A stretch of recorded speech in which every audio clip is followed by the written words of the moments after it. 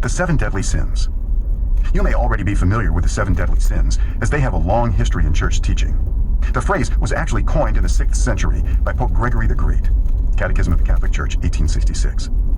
But the ideas predate him to the earliest Christian times, and before that with the Jewish people. The Desert Fathers played a key role in articulating these deadly sins in the centuries after Christ. Seeking earnestly to grow in holiness and understand their own hearts, they reflected carefully on the Scriptures. With the aid of the Holy Spirit, they spent much time and thought applying what they were learning to the areas where they were struggling with sin. Eventually, they were sought out by others for spiritual guidance. You could say they were the first spiritual directors and Christian therapists. By paying attention to the diseased attitudes within their hearts that kept cropping up, they began to see patterns that seemed universal. They called these diseased attitudes capital sins, because they were the source of other sins.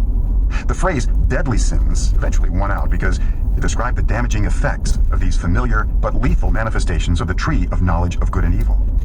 Underneath all of these unhealthy attitudes, they recognized a single root, an inordinate love of self, which they called vainglory. Vainglory permeates each of the deadly sins, which manifest as particular forms of idolatry. The deadly sin of pride comes from idolizing self and accomplishments. Envy comes from status, possessions, or talents. Gluttony comes from food, drink, drugs. Lust comes from sex, relationships, beauty. Anger comes from power, control, justice. Greed comes from wealth, security. Sloth comes from comfort, ease. The problem is not in the objects themselves, but in the place these objects occupy in our lives, when we rely on them rather than God. Whenever any of these good things becomes a replacement for our relationship with God, it becomes a vice in our lives. Because of original sin, we are prone to all seven of these deadly sins. But in our lives, we typically specialize in one or two capital sins, which underlie those apples we repeatedly bring to God in confession. Though I recognize all the deadly sins in my life, pride is the one I have battled with the most. Pride is inherent in our fallen nature, but manifests itself uniquely in each of our lives as an excessive belief in one's abilities that interferes with the recognition of the grace of God.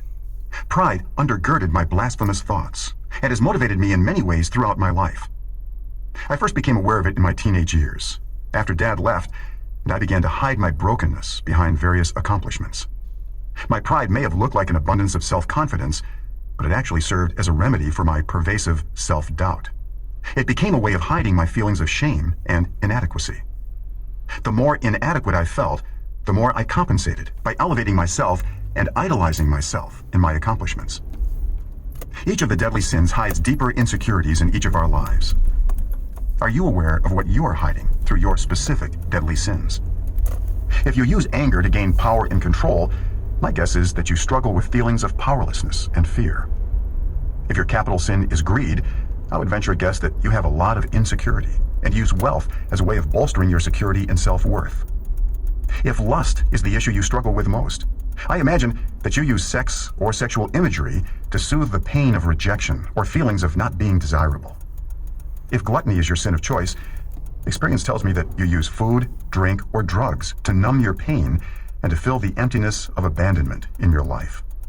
If you wrestle with sloth, you have probably given up trying because it is too hard to meet others' expectations. If it is envy that consumes you, I suggest you ask yourself if you have a deep insecurity about your sense of worthiness. Are you beset by shame? Rather than face those issues in your heart, you may tear down others who have status or possessions, as did Cain with Abel, Genesis chapter 4. In each of these situations, deadly sins give the illusion of satisfying unmet needs, but in actuality, they only block us from God's grace.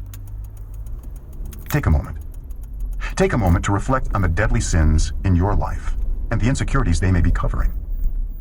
Can you identify the specific deadly sin or sins that are most visible in your life? What are the objects of your idolatry behind these sins? What insecurities are you hiding underneath these sins and idolatries? Since becoming aware of my pride, I've been struggling against its fierce hold for most of my adult life.